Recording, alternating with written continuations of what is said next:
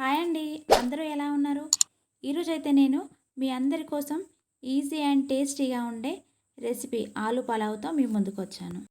దానికి కావాల్సిన ఇంగ్రీడియంట్స్ అన్నీ వీడియోలో చూపించినట్టుగా రెడీ చేసుకోండి. నేనైతే 2.5 గ్లాసుల బియ్యాన్ని కడిగి తీసుకున్నాను. వీడియోలో చూపిస్తున్నట్టుగా ఒక అరగంట నానబెట్టుకోండి. తర్వాత పల్లీలు, బిర్యానీ ఆకు అన్నింటిని మిక్సీ పట్టుకొని ఒక గిన్నెలోకి తీసుకోండి.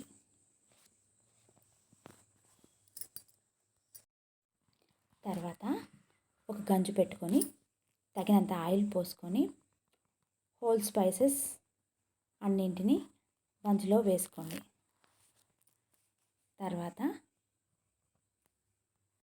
తర్వాత పచ్చిమిర్చి, ఉల్లిగడ్డ, పుదీనా, కరివేపాకు వేసుకొని ఒక్కసారి కలపండి.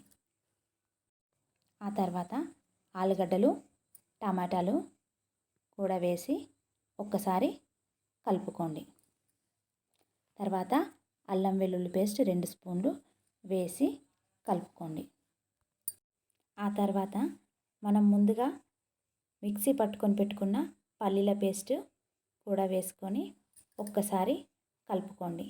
ఆ తర్వాత 1 స్పూన్ పసుపు వేసుకొని తర్వాత 1 స్పూన్ ఉప్పు వేసుకొని కలుపుకోండి.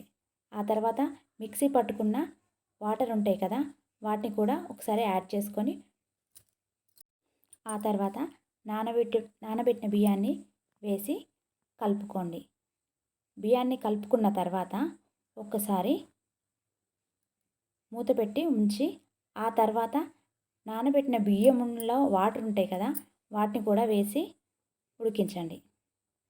ఆ తర్వాత ఉడికేదాకా ఉంచుకోండి. తర్వాత పలావ్ రెడీ.